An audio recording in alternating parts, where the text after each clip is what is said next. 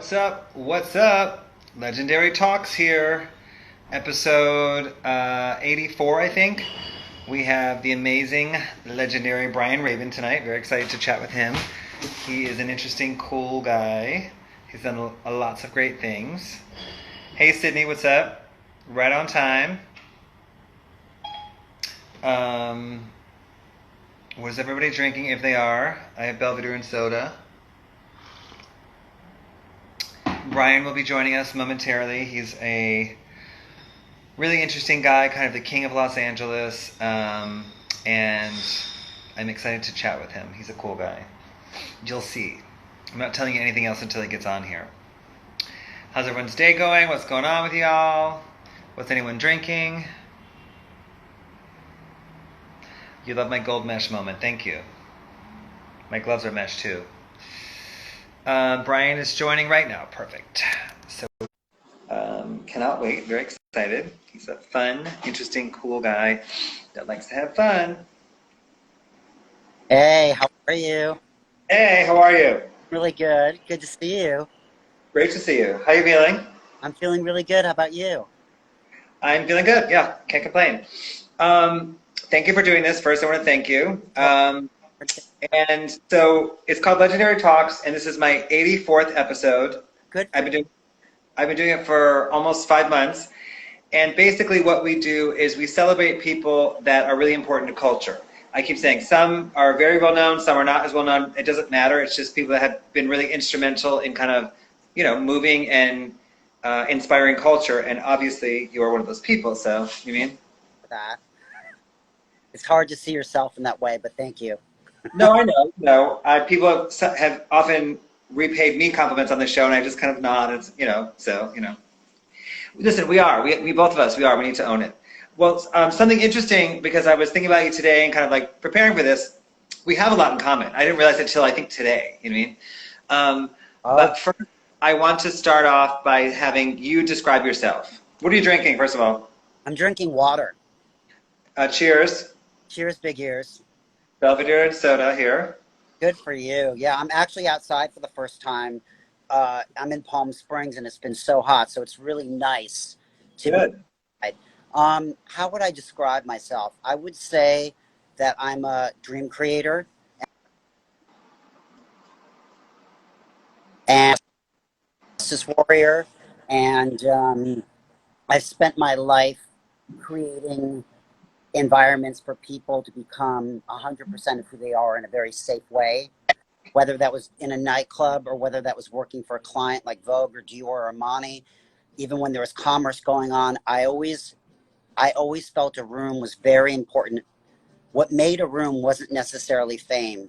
It was about the beauty of the truth of the person that was coming out, whether they were a street sweeper, or the most famous musician you've ever met in your life. And actually, or a street kid that's got the most amazing style, come right in, because that person may be the person that changes your life that night. And, I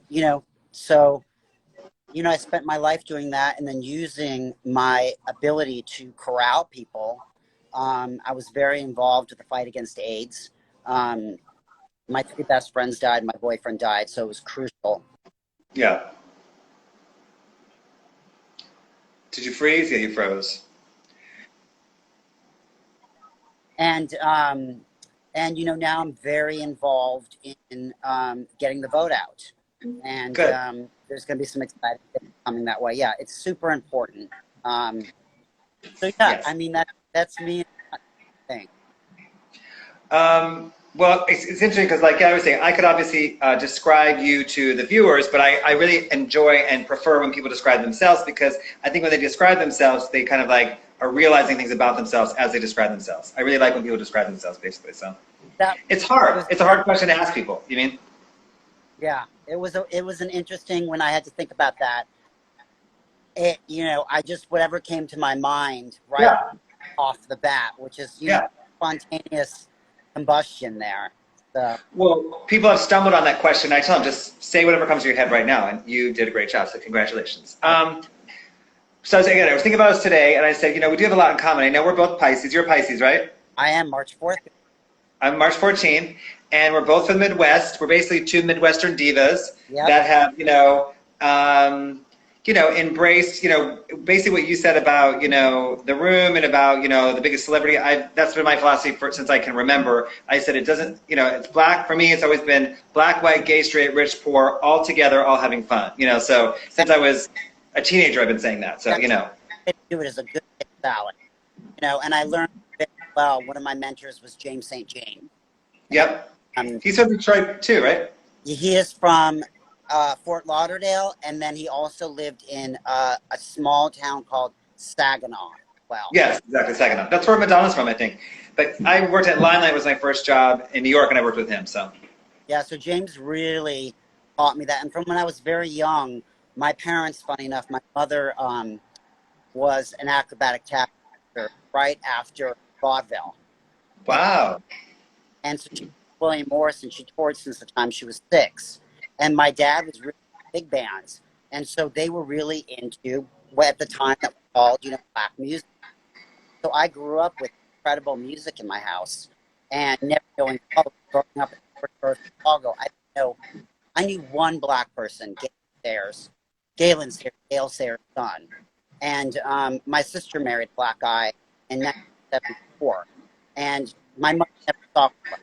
The only color that she ever said that she saw was when Sherry Kravitz called to the house and said, "There's a black man outside. I call the police." And my mother said, "No, the only color I see is what's going to be across your face when I slap it."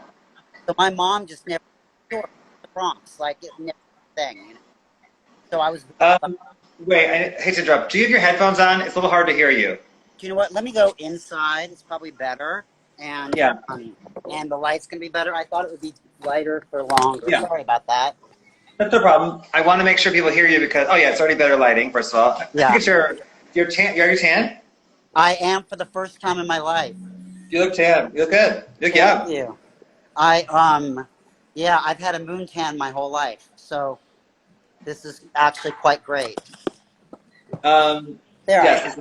Yeah, better. Okay, great. Much better. Want to see that face. I am. Okay, so obviously that's great. I didn't realize you had such a vibrant parents and upbringing. That's really great.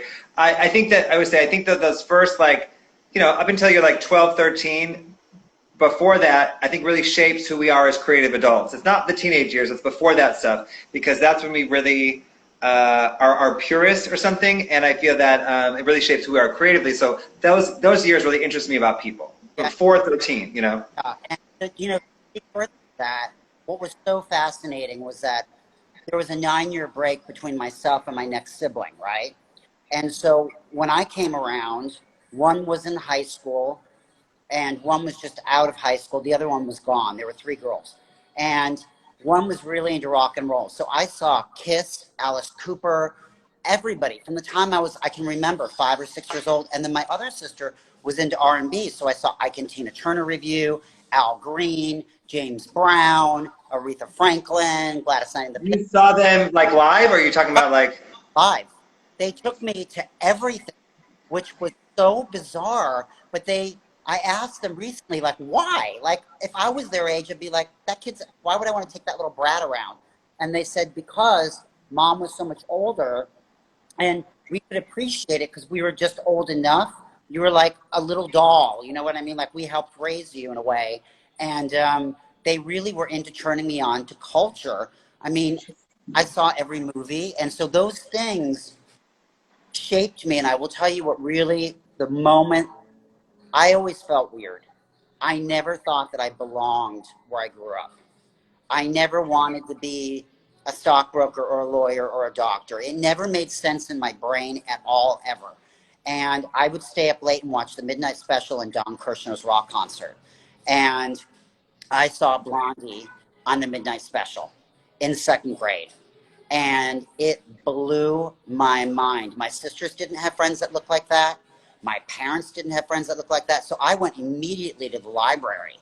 And that's how I found out about Andy Warhol and the factory and this whole other world. So I knew my whole life they were out there and like how I was going to get to them. And, my childhood was quite strange. I left home when I was a kid. I trained for the Olympics, and I competed internationally as a figure skater. So I lived in Colorado Springs at the Olympic Training Center. A lot of people don't know that. And I went back at 38. I found out there was a Masters League, and I triple jumped at 38. So, and I came third in America. I won the Pacific Coast, and it was kind of made me realize what made me be able to work so hard and to become so passionate and understand to get to a place. You know? That's also, first of all, also interesting, all of it. And, you know, I grew up in Detroit. You grew up in Chicago, right? I did in the North Shore, yeah. So, you know, for me, it was a little bit different. I didn't come from a creative environment, like, you know, in my upbringing and things, but I was so thirsty for it. I sought it out in everywhere. Like you're saying, you went to the library. I went to the art museum when I was very young and got blown away by, again, Andy Warhol, Basquiat, Keith. I was blown away by these things. Diego Rivera.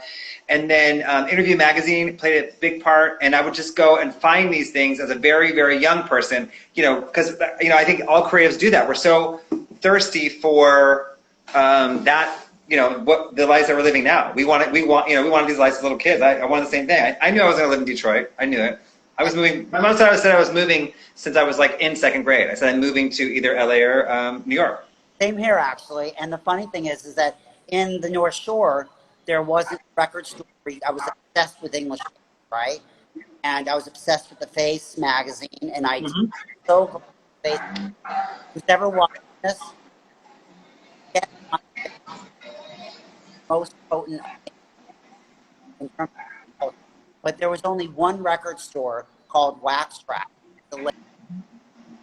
It's famous. And I was, yeah, I would call. They would ship the second Saturday of the month. So I would call, are you getting the new Susie in? Are you getting the new Bauhaus in? Are you getting in the new NME? And they'd be like, oh my God, it's that kid. So I would take the train downtown, hide my bike at the station, right? Because I wasn't allowed to go downtown by myself, 25-minute train ride. And I was the first one in line when they opened, and I would just grab every magazine. I just couldn't get enough. And I would like pour over the pages of Interview Magazine, of Details Magazine. And then the weird thing is when I grew up, I ended up throwing parties and becoming friends with many of those people that I had read about. And it wasn't worst. It wasn't like I was social climate. It was just very organic. I ended up in LA. I was here when I was 18. So I hadn't gone to regular school since 7th grade. I was like, what am I going to do? I'm going on a commercial. And then I okay, going back and forth. When I went back, I was like, the commercials kind of dried up because I was playing 16, even though I looked like 20, right? I was 20 years old. And my friends were like, you know everybody on the planet. Why don't you throw a party? And in LA, it was so easy in those days. Everyone said, you're too young to do a regular night because you're underage. Why don't you just find a spot? So I drove up and down the streets till I found a release sign, called the place and said, oh, can I rent this place on a Saturday night? And I called it the Lounge, and everybody in Hollywood came because everyone was looking for a place to go after the clubs closed. So I had an underground club career from like 20 to 20. It was fab. Could not. I loved it so much. Stop doing it. You know what I mean? Wait, you're cutting in and cutting out. I just want to make sure that, because we're hearing, maybe if you come closer or something, I don't know what it is exactly. Can you hear me better now? Yeah, it's like I can hear you and then you cut out. So I'll let you know if it cuts out again. First of all, again, we're only up to 23 and like you've had such a colorful life. I did, because again, I said we have a lot in common, but mine was way more simple. I lived in Detroit, which was rich in culture, and I was so thirsty for it, and I moved to New York when I was 18, and then I worked in the limelight, and then the rest is that. So, so you said many, many things. Hold on. So I think that your sisters taking you around, I think is probably one of the most important things of that whole time of your life. Them showing you around and really showing you, and you coming from that really creative environment really shaped you, I think. That's my opinion. So, you mean? Also, the other thing is where I trained, I lived in the French champion, the Japanese champion, and they were all 8 to 9 years older than me. So I used to not hold my cutlery correct. You know what I mean? I ate like a Midwestern person where I would change my hands when I cut the bite. And, you know, I learned so much about culture and about foreign life that I never would have been exposed to. And I started traveling when I was 13 for America. So I was all over the world. So, I mean, I was in a bubble. You know, you go from the hotel to the rink, but I was meeting people from all over the world, which really had an impact on me. When I came to LA, especially, I just breathed a sigh of relief because there were black people, there were Mexican people, there were Asian people. And where I grew up, it was so white, it was frightening. And I knew that wasn't normal. I never thought that was normal. And I'm Jewish, all Jewish people. And it was a great experience for me to come to LA at such a young age, you know? I mean, everything you're saying, I echo. Like, I went to college for 6 months, and I went in Detroit, downtown Detroit, and it was so multicultural and amazing. And then I just made a beeline for New York. I'm like, screw this, go straight to the point, you know? So what do you think you learned from the Midwest? What did Chicago teach you? Well, I think the Midwest teaches you some really specific set of values. Yep, I agree. Treat people the way that you want to be treated. If somebody hires you to do a job for $5 or $5,000, you give that job 120%. My parents owned, they were bagel and bialy makers. My mom's family were actually the first in New York City. There's a book written about these 8 families that came from the old country. So when I was little, I used to work in my dad's factory, you know, as a little kid, so I could get pocket money because my dad. How old were you? 5, 6, 7. I would stand in the line and take the bagels, put them on the thing, and then put them into the kettle because my dad would always say, you know, my dad during the zero. Meanwhile, we're like living in the North Shore and, you know, new cars every year and, you know, the whole 9 yards. And my dad was like, that is a recipe for disaster. I'm not giving you a dime. And he would always, and I would be like, ugh. And he would say to me, you make that face, you're going to end up with the face you deserve. And the funny thing was, when I was around 30, my dad said, do you see the faces? He had never said it to me again. So, you know, the values are you treat people well, you learn the value of money, you learn the value that everyone's the same. To me, that's what everyone's the same, poor or rich. You all came from someplace. You know, my parents were hardworking, working class people that lived the and also I think that creating community is extremely, extremely important. Whereas, you know, in New York, you could see the same person on the street every day and never even know their name. Or in LA, it's even worse because you're in your car. And that's why I felt nightclubs were so important to me. Throwing that's where community would happen. Yes, I agree with everything you're saying again, but being from the Midwest, I would say that I love working. I love working because it's instilled in us. I mean, I genuinely, I think you do too. First of all, I love what I do, but I love working and I will work.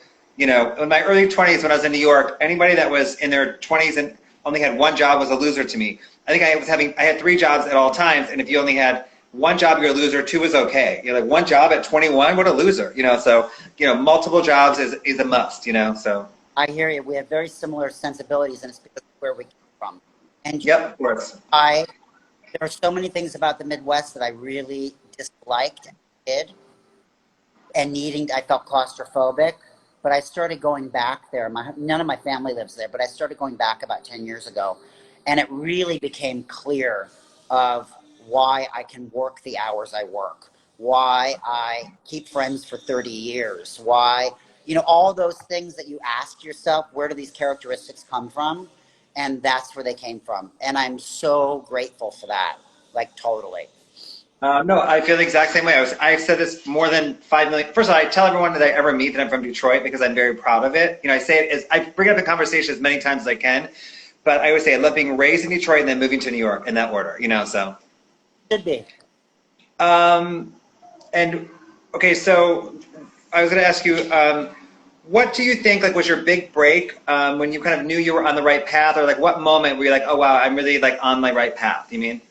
I think the first night that I threw my car at the lounge, success, and I freaked out because here was in town came, and I thought, okay, I'm in the saddle. But I'm such a workaholic and so nervous that every single week I had to hit it with a hammer because I was like, it just was a fluke. And that went on for 13, 12 years, that every night I thought nobody was coming. So it just First of all, harder. I do that all the time. Like, oh, it'll be a slow night tonight, and then Exactly. Puff Daddy and freaking everyone else is there. I'm like, oh, I was wrong. I always think it's because, as you know, which something's very strange about LA versus New York, which I still don't understand this. You probably understand it better. LA's parties are only 10 to 2, so I just assumed people would come at 10:30 because they have less time. At 11:30, my party will be dead. At 12:30, it's packed. So at 11:30, I'm always like, oh, it's going to be slow tonight, I guess, And then at 12:30, you can't move. It's so weird that LA does that, right? That's the nail biter. That whole entire time when you're waiting and waiting and waiting, I always say it's when the bus gets let off. It's between 11:30 and midnight. And that's when it really happens. So Well, I actually abhor that, like, 10 o'clock to like 11:15 hour, because you're just like biting your fingernail. I don't like that time, actually. I mean, I'm like, it's annoying to me. I get too picky about dumb stuff. Like, the music needs to be a little louder. It doesn't really, but I mean, that kind of stuff. So I know you can relate. go ahead. What did you want to be? Like, let's say in your early 20s, or what did you want to be as a kid? What did you think you wanted to be? I had a singular goal. I spent 6 hours a day on the ice, an hour in dance class, and I was tutored. So I thought I was going to the Olympics. It's like being a child star. I Yeah. got many national titles and international titles, but when that I was like being a child star. All of a sudden, I was shot and put out the pasture. Yeah. And there was no other dream. And I was like, well, I'm not going to school now. I've been locked up in an ice rink my whole entire life. And thank God I went on this casting with a friend of mine. I mean, imagine, I ended up going to Japan as a model. I'm like 5 foot, almost 5'10". I'm not a model. And how fun was that for 2 years to go back and forth, make a boatload of money. You have to renew your visa, so you go to Bali or you go to Thailand or whatever.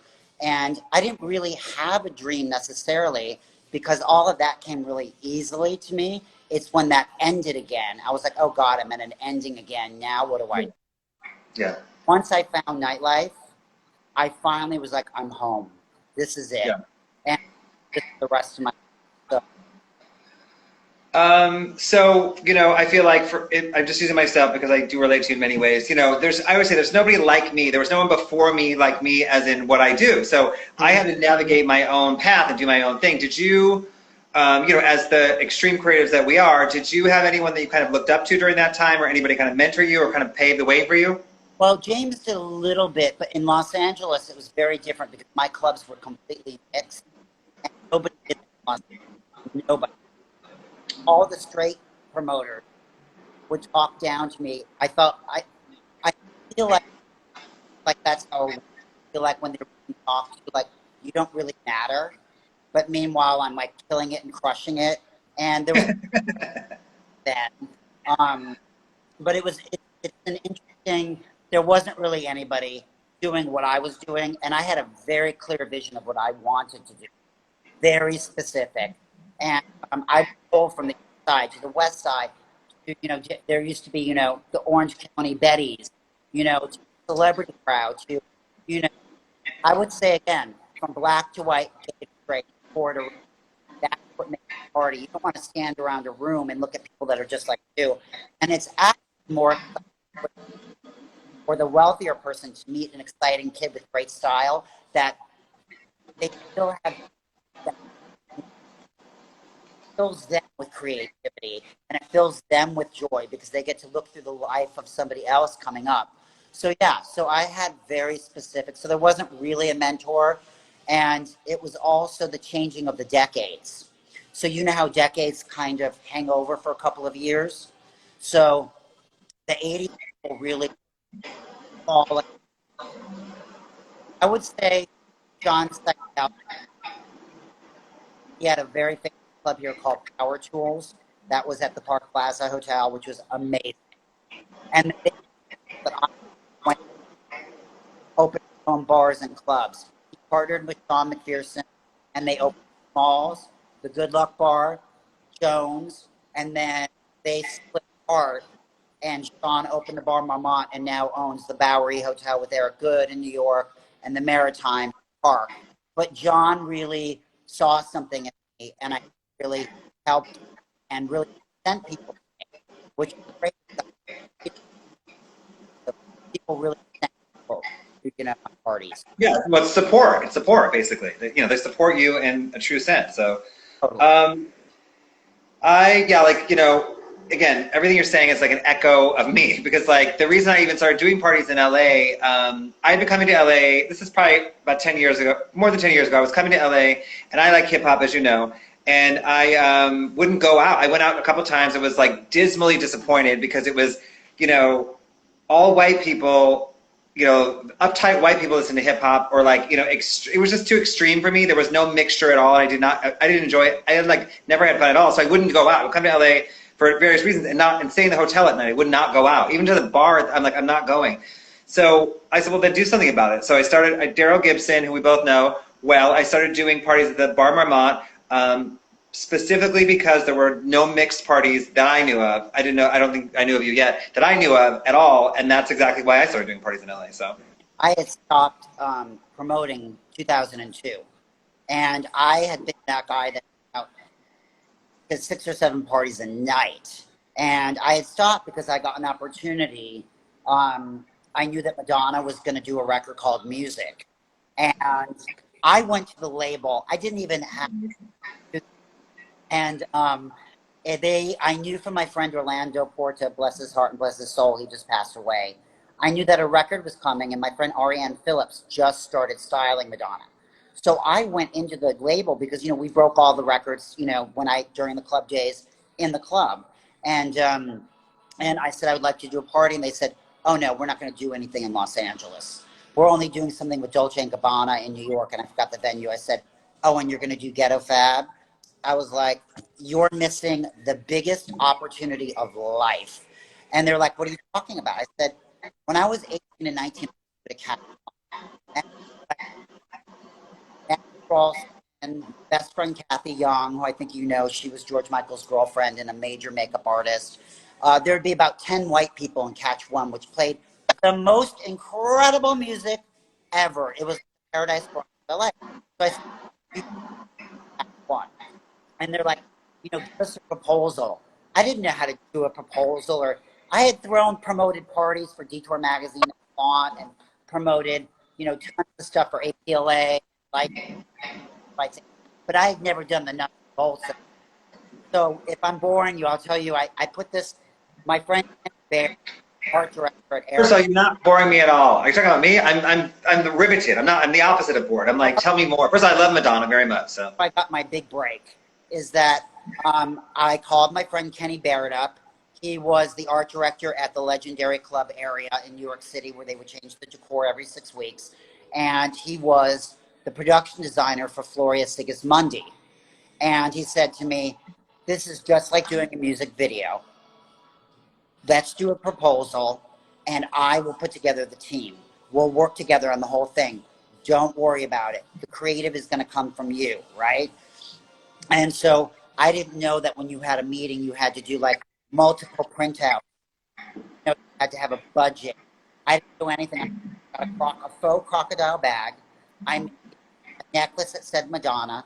I put everything that kind of a Ghetto Fab, Sorbonne colored cigarettes into this bag. And the Mondrian Hotel at that time was in receivership. So I put the concept on handwritten font in that, right? So I go to Warner Brothers wearing basically nightclub clothes and still with makeup on for the night before. And in the old Warners, there was a very famous conference room to the right. It was very intimidating with all Herman Miller. It could seat 40 people. So I'm sitting and waiting for them to buzz me back in to the offices, right? And they said, oh no, you're going in there. And I was like, oh shit. And so I went in, and they were all sitting there, and I see Orlando giving me the stink eye and Craig Costich because I'm holding the president of Warner Manners was at the time. But they sat me right across from him, and they said, well, what's that? And I said, that's the proposal. And I handed it over, and I could feel the sweat going down my neck. I didn't have one for everybody. And he read it, and he started laughing hysterically. He said, this is really good. And then everyone in the room started laughing. And he went, okay, thank you. And no questions, nothing. And I left and went to this place in Burbank right down the street called Patty's. And I just started crying. I'm like, I just blew my first chance to do an event. Like, I just blew this whole thing. I'm so green. I don't know what the hell I'm doing. And I kept checking my answering service, right? Because we still had services. And Orlando and Craig Kosich called me and said, you got the job. Yeah. Out. And it was amazing because I was able to bring in all of my friends in to help me, because you can't do anything. It takes a village, right? So Kenny I brought it the day when he moved from New York City. Michael Schmidt does clothes from everybody from Grace, Madonna, Taurus, Fergie. He did Miley Cyrus's look. He works mostly in chainmail and in exotic materials. I had him come in, exactly, thank you very much. He put in life-size Dobermans that were covered in we got about $50,000 in Swarovski crystal. So it had Swarovski collars and leads, and we replexied the bar. We had girls and Bob Mackie headdresses. All the go-go people. Michael Schmidt made crystal jock straps for boys, because when only girls as go-go dancers, Liz Rosenberg said, oh no, we have boys for Madonna. So we completely redid that whole club. What had brought back the code. And Liz Rosenberg brought we were working, dropped it by time. The budget was $1 million, and full press. Everybody went on strike again. And then the whole entire neighborhood went down. So we had to lock down the whole block for 3 days, put stands. This is my first event, right? And I was like, oh my God, but like they kept reassuring me, okay, you're directing it, this is all of your, that's what you do as a delegate. I learned that very job. We had a 1963 falling the press line. It was insane. But I will tell you, one of the most exciting moments of my life was standing in the top window at Catch One, and everyone chanted, Madonna, Madonna, Madonna, and she pulls up. And it was like absolute pandemonium.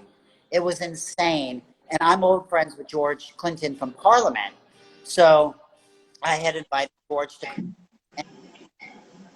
And they actually said to me, we don't really care about celebrities. Madonna's a celebrity. I said, well, what you're doing, George Clinton created, and there's nobody cooler in my book, cooler than Mick Jagger. Nobody holds the power. Nobody has been more original than George Clinton. And I'm so honored he comes into my club, Giorgio's. He came in a white horse-drawn carriage with Mick Bray, who nobody knew she was. And he stole all the press. It was Madonna and him in that horse-drawn carriage. And that was the beginning of me producing events for clients.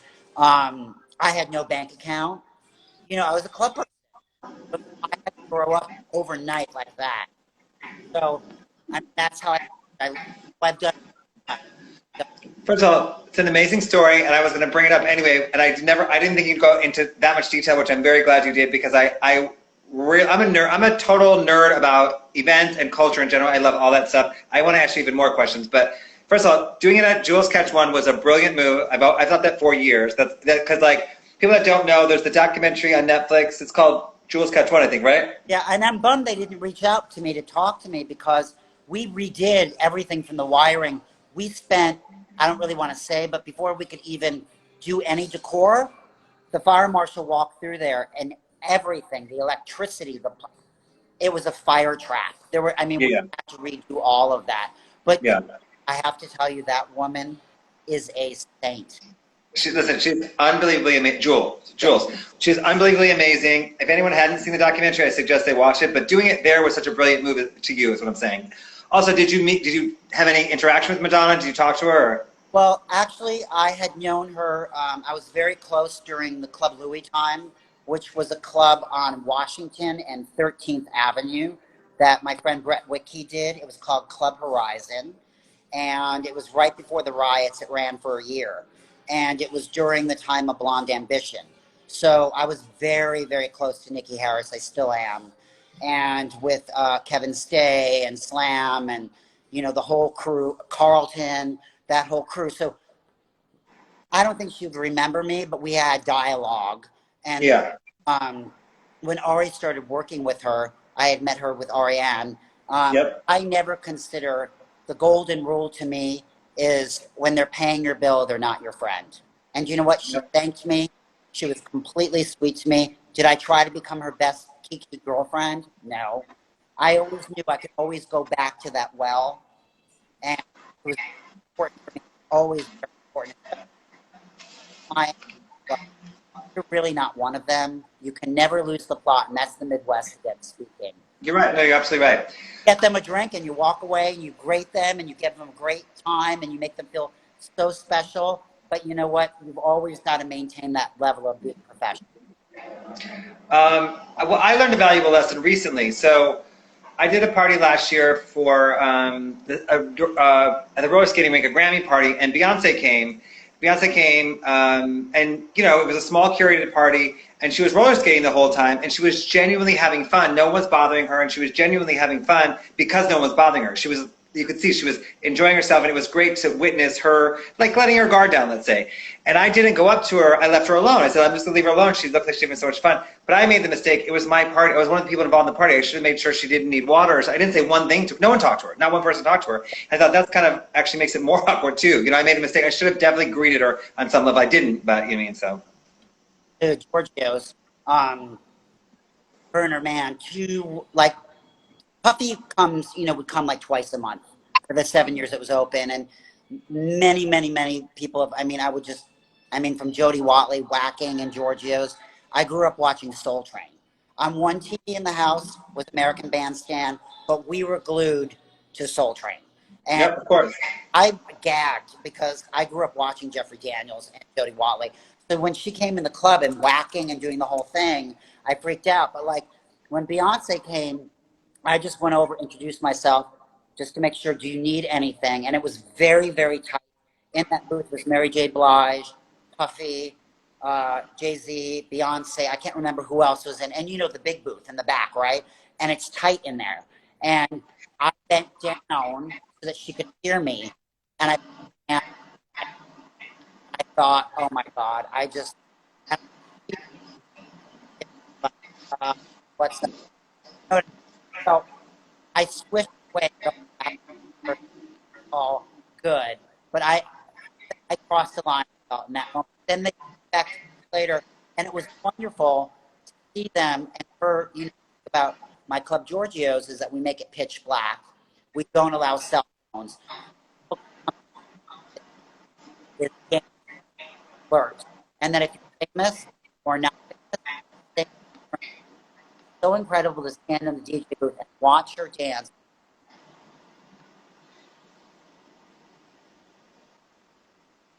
Yeah, of course. That's wonderful to do that. Yeah, it's nice to see. It's nice to witness. I witnessed, which is something similar.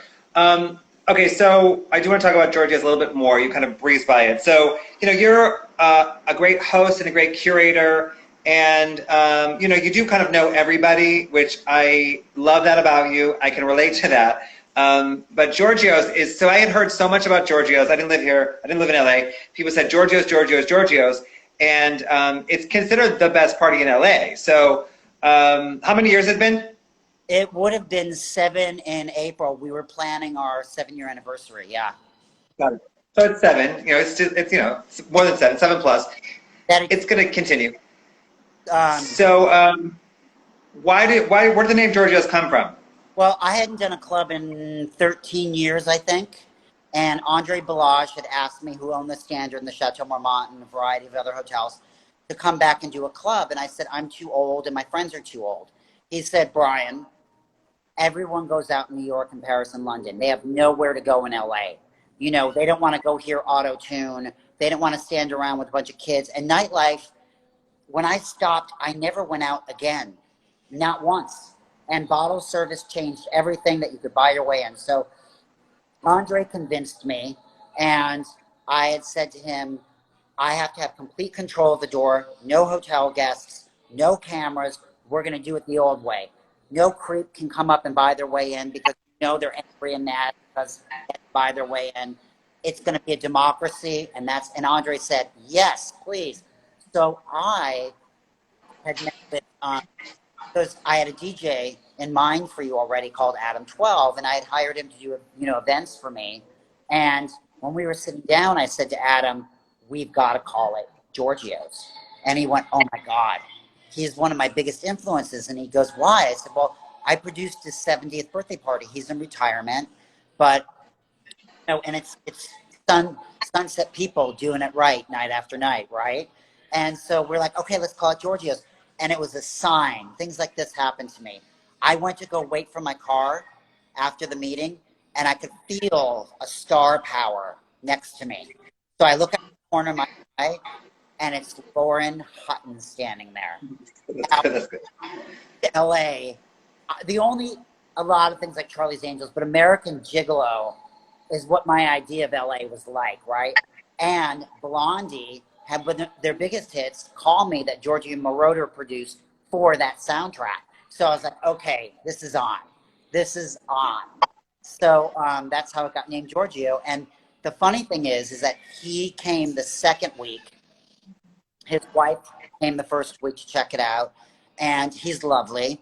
And he said, Bryan, do you know what his band, the Daft Punka? And I said, yes, Giorgio, I do. And he said, they make a song about me. Are they cool? And I said, they're like kind of the coolest, And he goes, and I produced the record with Nile Rodgers. Do you think it's going to do something? And I said, yeah, it's going to do something. And he started crying because we played I Feel Love by Donna Summer. And he teared up. And he goes, they love my music. And I said, Giorgio, he goes, it's 35 years later. He goes, I never went dancing in the 70s. He goes, I never took the coca. I never drank. I was working. And Jody Watley, Vaughn, Banana Grandma, Puff, everyone bowing around it. It wasn't fake realness like sometimes a celebrity does. He was actually emotionally touched. We went through the whole year when he won the Emmy at 73. So. Well, that's amazing because, I always assumed it was because of him, the name of the party. I didn't know that factually. I always assumed it was, in homage to him. But you actually did a real homage in the fact that you're playing only disco and you're playing probably a lot of his music. And he gets to, it's like art imitating life or something. It's really amazing. So, well, my first experience, because first of all, for anyone that doesn't know, Giorgio's is like this amazing, it's like such a luxurious, fabulous LA experience, which exactly what Andre Balazs was saying, especially during that time, there was really nowhere to go in LA that was cool, let's say. So, my first time, it had been going on for about a year or two. It wasn't brand new. And I walked in and I was meeting a friend there. She immediately introduced me to Jody Watley, who I have been obsessed with since I was this tall.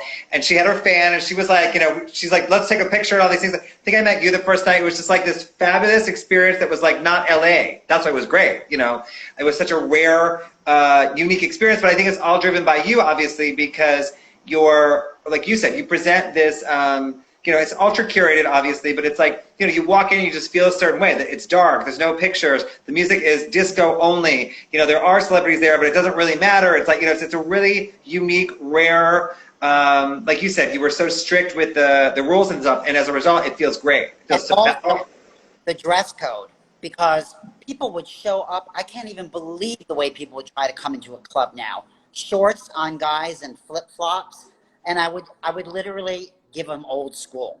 I would sass mouth them, even though I was in the door. I would turn the phone around and show them themselves. and I would say, would you let yourself in here? Do you see that people are wearing gowns and tuxedos?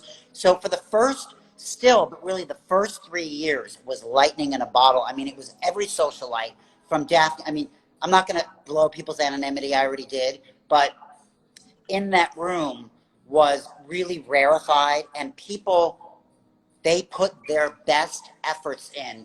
I mean, I was... Yeah, yes, but I'm sorry to cut you off, but it's inspired by you. You're inspiring them to do it. Like, people all the time ask me, should I dress up for your party? I'm like, is that a real question? Of course you should. But my thing is, they're really doing it for you and for the experience and to show off and look good, but they're partially doing it for you, and I want you to know that. So that's sweet. That is sweet. But that's nice to think I have that kind of power or inspiration. But to get you do. Again, Damon, I have to tell you, because nobody gets dressed up, and to get I would think all week about what I was going to wear on Saturday night. And you're excited. And I hadn't done that since, I stopped going out. And to actually think about that, and I really started getting into fashion, and not just name brands, but going to thrift stores. Looks. Yeah. Hello. And, giving Palm Springs tunic realness tonight. But good. Thank you. I'll take that as a compliment. You did it for me. See, I'll take it. Totally, I did it for you because I said I better come correct. I'm trying to give 70s something, I don't know, 70s, 80s for you, here, so. Giving 70s realness, a little bit of early 80s, but really glamorous 70s, like Gorge, the glove and all that. Love, love, love, love, love.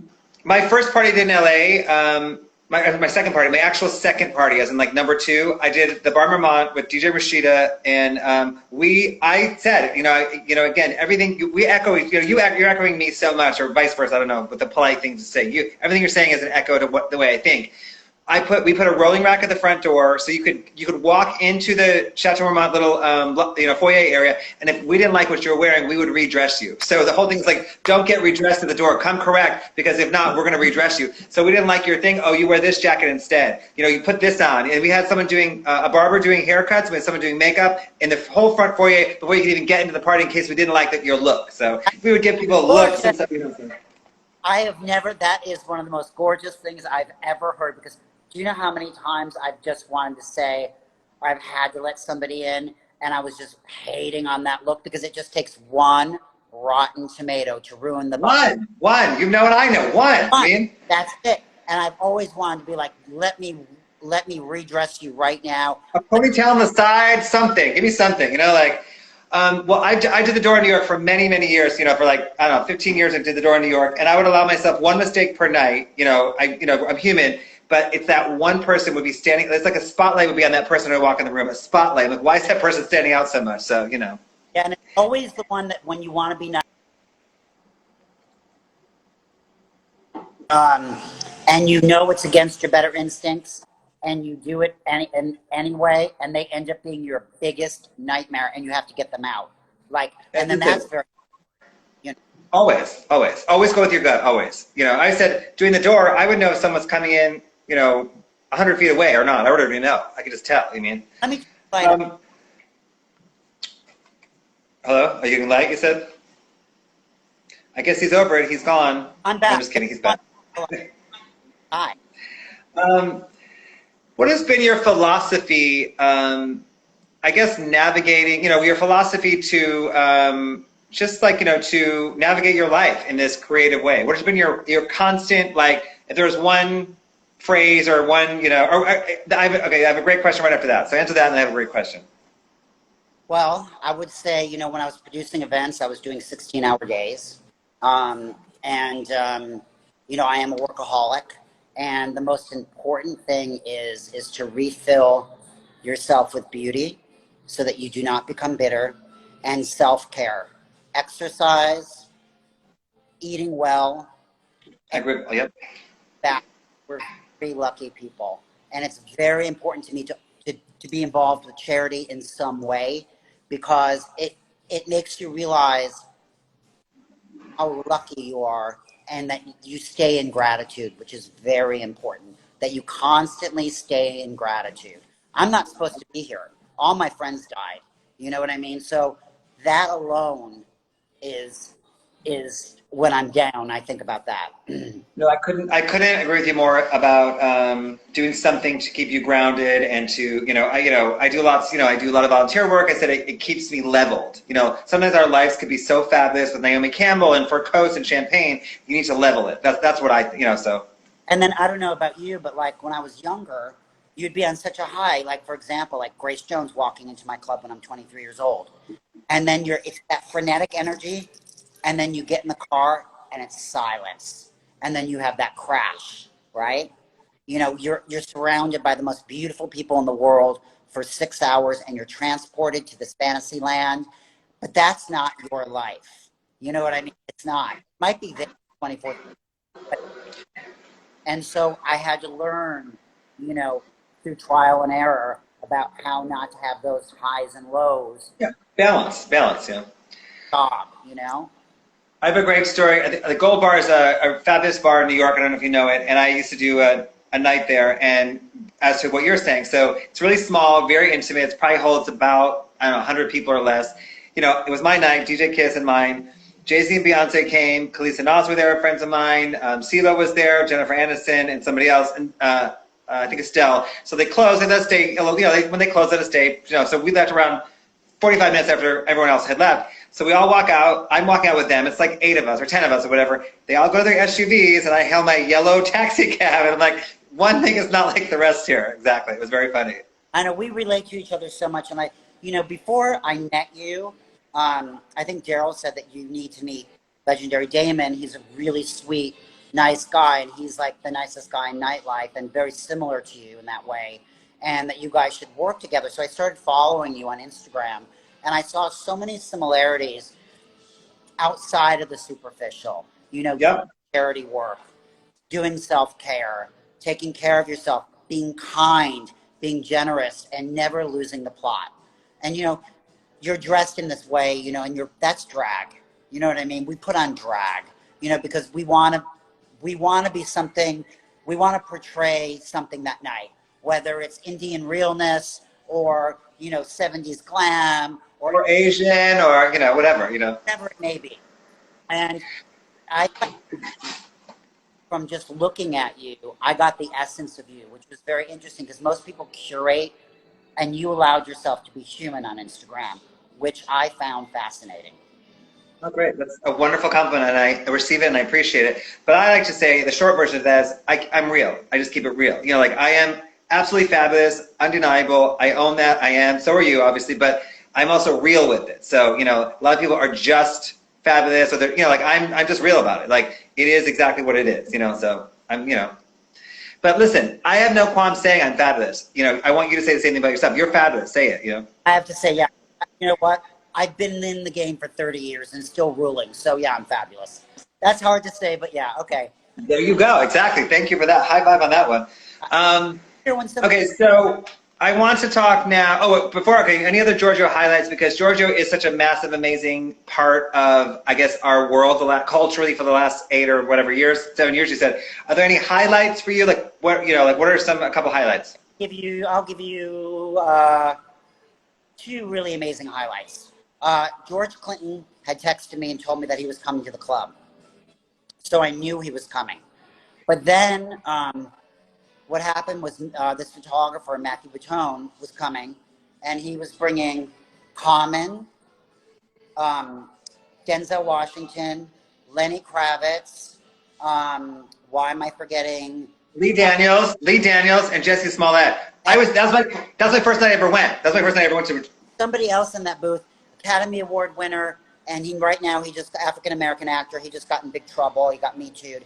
Anyway, and they got there at 10 o'clock. I saw Denzel in the lobby of the Standard with a baseball cap on. I was like, oh shit! And they're sitting there for that hour and a half, and nobody's in there. And I'm like, please stay. Please. Yep. I've got a big surprise for you. So George kept texting me saying, is it time? Is it time? And I finally said, it's time, baby.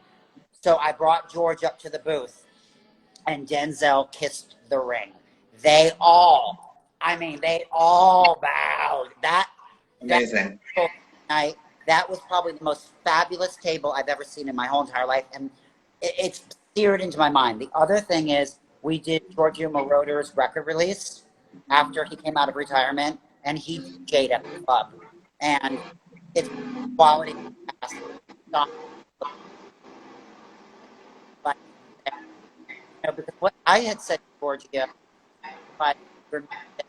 was liberation live, because I thought of it that way. So he had stopped his set for moving towards equality, which was that's an amazing cultural moment. And then I had tricked him because it was record birthday. So we had this bathtub covered up on stage, and we tricked him, and she did a song. She did "Love to Love You, Giorgio," and so that night, I mean, it just, when those things happen in nightclubs, they're just, because you can't plan things like the collision. Well, they're so special, and they're so, yeah, a lot of it is not planned, where you're kind of, it blows like my mind and your mind, it blows our mind because we know what we planned, and then when other things happen, it kind of blows you're like, you know, it's one other great moment, and this will be the last. Hold on. So it's gonna cut us off. So I think I'm gonna end it right now, and we're gonna start it right back up. So just join again, okay? We talked on the phone today. I said, oh, it's gonna be 45 minutes. It won't be more than an hour. It's definitely gonna be more than an hour. But so I'm gonna end this right now, and then you just rejoin, okay? Bye. I'll see you in a second. Everyone, just join again.